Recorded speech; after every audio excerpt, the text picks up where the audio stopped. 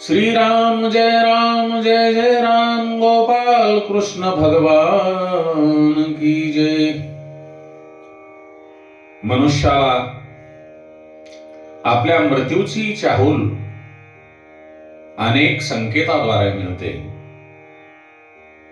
ते म्हणजे कसे? आकाशामध्ये अरुंधतीचा तारा दिसला नाही तर समजावे 1 वर्षात मृत्यू नक्की येणार. आपण हत्तीवर किंवा कुंभाराच्या गाढवावर बसलेलो आहोत. आपण हत्तीवर किंवा कुंभाराच्या गाढवावर बसलेलो आहोत असे स्वप्नात दिसले की समजावे आपला जो अंतकाळ आहे, आपले मरण 6 महिन्यावर येऊन ठेपले आहे.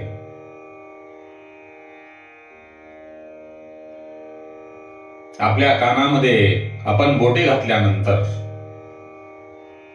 आपला जो अंतर्ध्वनी आहे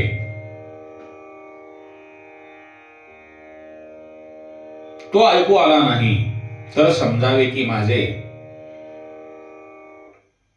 8 दिवसात बरे वाईट होणार आहे.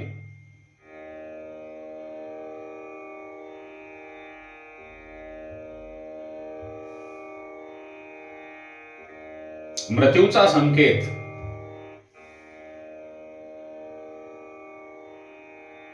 मिळणे म्हणजे घाबरून जाणे नव्हे.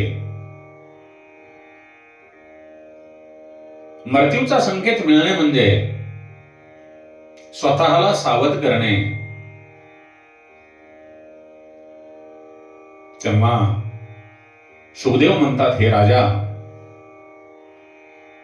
मरण स्वीकारायचे असेल तर प्रत्येक क्षणी विचार केला पाहिजे की प्रत्येक दिवशी मनाला वारंवार समजावला पाहिजे. आपण आपल्या मनाला सांगितले पाहिजे, हे मना, ईश्वराशिवाय माझे कोणीही नाही. हे शरीर एक दिवस सोडावयाचे आहे. हे शरीरही माझे नाही. हे शरीर पंचमहाभूतापासून बनलेले आहे. मग माझे कोण आहे? या शरीराशी आपले जे सर्व नातेवाईक आहेत शरीराशी निगडीत आहेत. म्हणून भावना कर, माझे कोणीही नाही आणि मी कोणाचा नाही. संग्रह करू नको. संग्रहाने ममता वाढते. म्हणून अपरिग्रही असावे. मनुष्याची तृप्ती ही भोगात नसून त्यागात आहे. हे मना, हे लक्षात ठेव.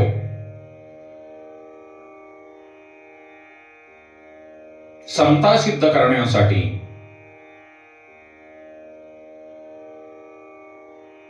शंभरावर ममता कर, पण व्यक्तिगत ममता दूर ठेव. प्रत्येक माणसाने प्रतिक्षणी सर्वात्मा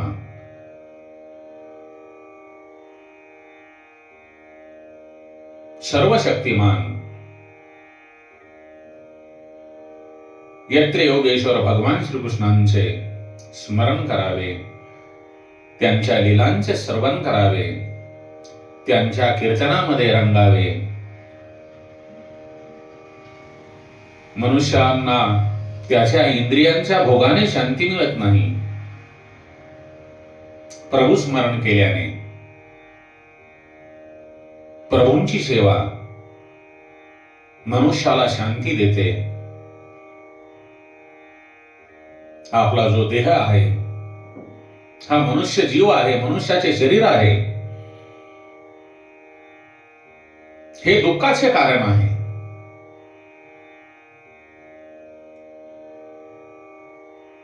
दुःख भोगण्यासाठी देह मिळतो.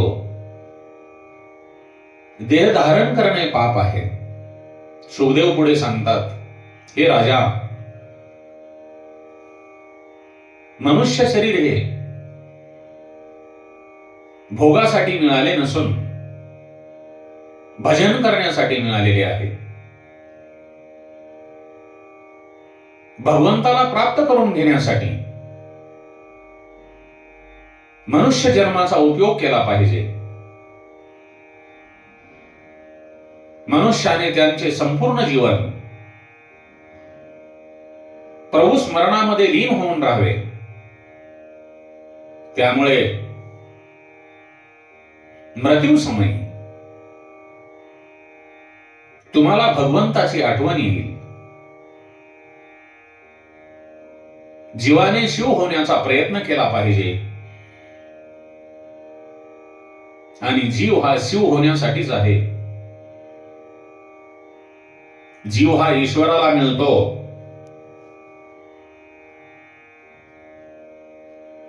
पण एवढ्याने संबंध पूर्ण होत नाही, तो अपूर्णच राहतो.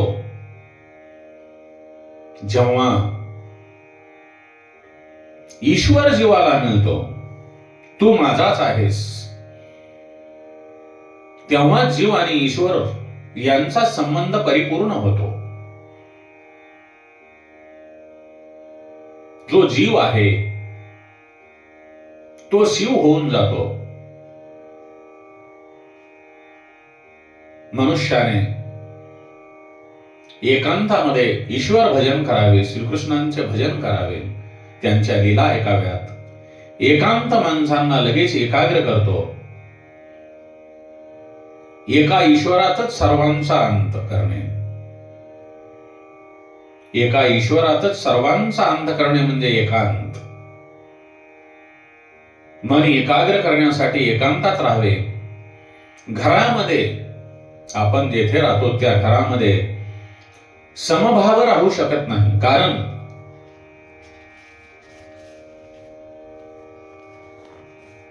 ग्रस्त आश्रमामध्ये आपले जे व्यवहार आहेत ते विषमतेने भरलेले असतात.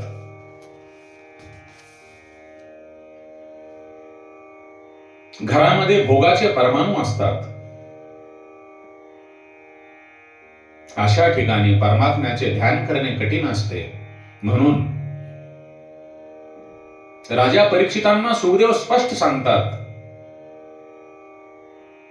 हे राजन, ज्यांचे मरण जवळ आले आहे त्याने घर सोडावे आणि मरणासाठी तयार व्हावे.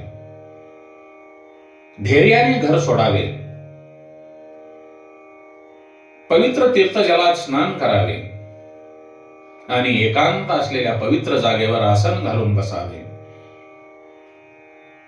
आणि मनाने ओम,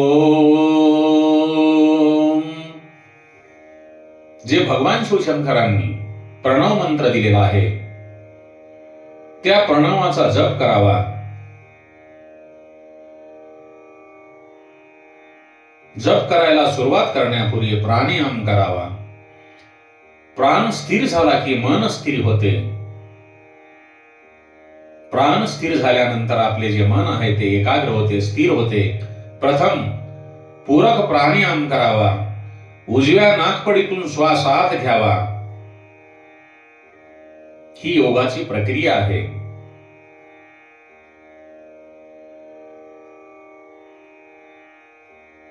भक्ती विना योग रोग उत्पन्न करतो. भक्तीशिवाय योग साधत नाही. तो खूप वेळा बाधक होतो आणि भक्ती बरोबर योग केला तर तो ईश्वराशी संयोग करतो. योगाने मन स्थिर होते पण हृदय विशाल होत नाही. ज्ञान आणि भक्तीने हृदय विशाल होते पण हृदय विशाल होत नाही.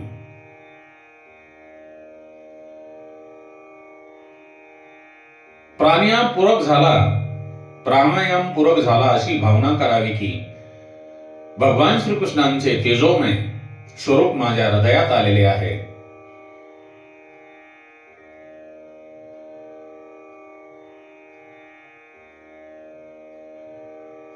जोपर्यंत लौकिक व्यवहारामध्ये काही करायचे आहे तोपर्यंत मन स्थिर राहत नाही. बाहेरचा संसार भजनामध्ये विक्षेप करत नाही. आतला जो मनातले जे विकल्प आहेत ते भजनामध्ये विक्षेप करतात.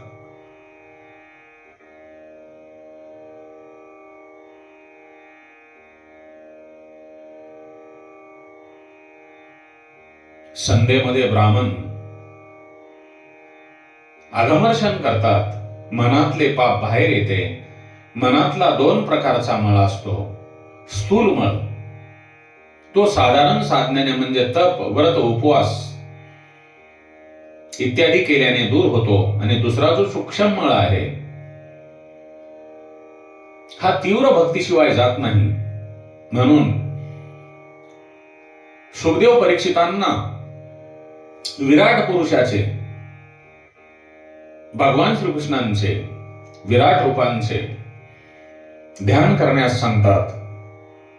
विराट पुरुषांचे ध्यान केल्याशिवाय, भगवंताचे ध्यान केल्याशिवाय मनशुद्धी होत नाही. सुखदेव म्हणतात, माझी निष्ठा निर्गुणावर आहे, तथापि भगवान श्रीकृष्णांच्या मधुर लीलांनी आणि त्यांच्या बळाने माझे हृदय स्वतःकडे खेचून घेतले आहे. यासाठी मी भागवत पुराणांचे अध्ययन केले, ते मी तुला ऐकवत आहे. सर्व शास्त्रे वाचा, विचार करा, पण लक्षात ठेवा फक्त एक नारायण हरी, तोच सत्य आहे. मी सर्व शास्त्रे वाचली आणि अनेक तऱ्हेने विचार केला आहे. मी हे सर्व वेळा, अनेक वेळा केले आहे आणि त्यातून एकच सार काढले आहे. ते सर्वांचे ध्येय म्हणजे भगवत प्राप्ती, नारायण प्राप्ती हे आहे. भगवंत सगुणही आहे आणि निर्गुणही आहे.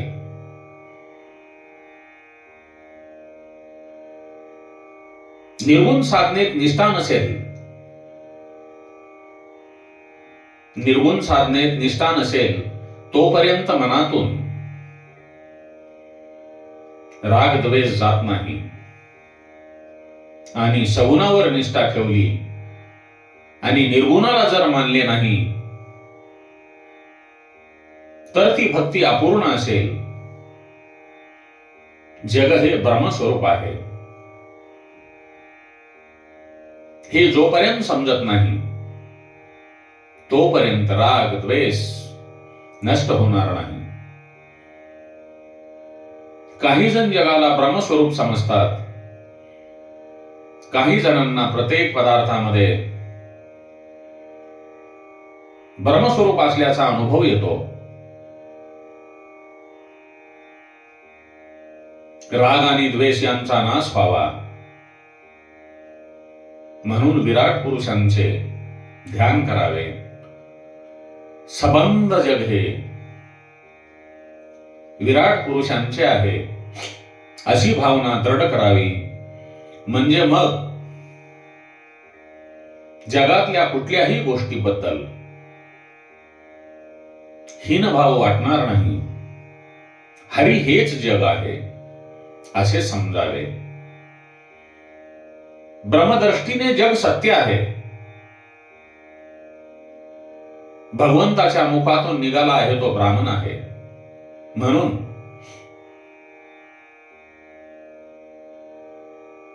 ब्राह्मणाचा अपमान म्हणजे भगवंताच्या मुखाचा अपमान आहे. क्षत्रिय भगवंताचे भाऊ आहेत म्हणून क्षत्रियांचा अपमान म्हणजे भगवंताच्या भाऊचा, भगवंताच्या हाताचा अपमान आहे. भगवंताच्या छातीपासून वैश्य निघाला आहे. म्हणून वैश्याचा अपमान म्हणजे भगवंताचाच अपमान आहे. आणि भगवंताच्या चरणापासून शूद्र निघाला आहे. म्हणून शूद्राचा अपमान म्हणजेही भगवंताचाच अपमान आहे. तात्पर्य, जगातील जड चेतनेबद्दल भेदभाव नाही ठेवला तर भगवंताचे ज्ञान दृढ होईल. आणि भेदभाव जर ठेवला तर ध्यानामध्ये एकाग्रता येणार नाही. म्हणूनच या जगातील, या विश्वातील प्रत्येक पदार्थ ब्रह्मरूपाने भगवंताचे विराट स्वरूपापैकी एक भाग आहे असे समजून सर्वांना भगवत स्वरूप आहेत ब्रह्मरूपाने निहाळून मनाला विशुद्ध करावे. सुखदेव नंतर परीक्षितांना वैराग्याचा उपदेश करतात. ते सांगतात, हे राजन, वैराग्याशिवाय ज्ञान मिळणार नाही.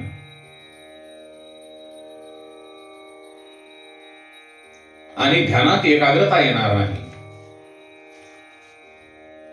या संसाराचे, प्रपंचाचे स्मरण म्हणजे दुःख आहे. आणि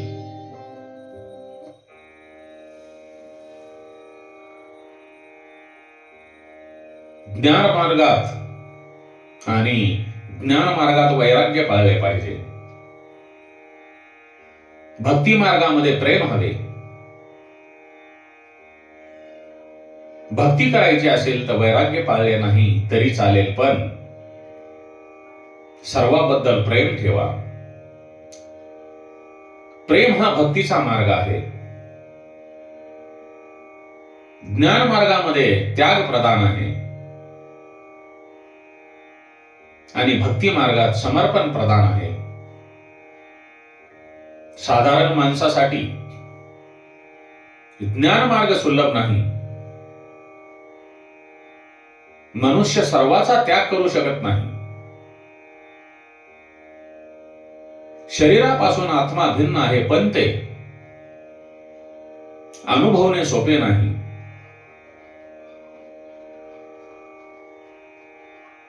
गायीमध्ये असलेल्या श्रीकृष्णांची सेवा गवतास असलेल्या श्रीकृष्णाने होते, हे भक्तीला समजते. भक्ती करत असताना भक्ती मार्गात सद्भाव ठेवला पाहिजे. पण सर्वाबद्दल सद्भाव ठेवणे कठीण आहे. श्रीकृष्ण, भगवान श्रीकृष्ण त्यांना लाथ मारणाऱ्यांना सुद्धा सद्भावनेने पाहतात. मनुष्याचा मल धुवायचा असेल तर विराट पुरुषांचे ध्यान करावे. विराट पुरुषाचे ध्यान करणे म्हणजे जगात जे काही आज दिसते ते परमात्म्याचे स्वरूप आहे. जग हे परमात्मा स्वरूप आहे असे समजून सर्वांसोबत व्यवहार करणे.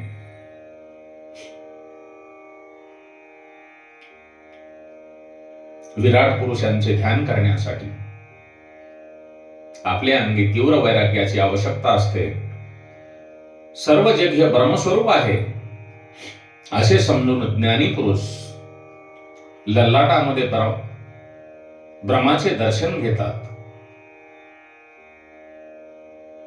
आणि वैष्णव साधक चतुर्भुज द्वारकानाथांचे दर्शन घेतात.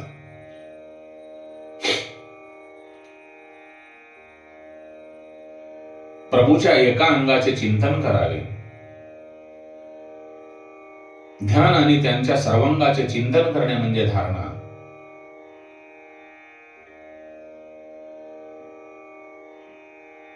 श्री राम जय जय राम. गोपाल कृष्ण भगवान की जय. ओम नमो भगवते वासुदेवाय. कृष्णं वंदे जगद्गुरुम्.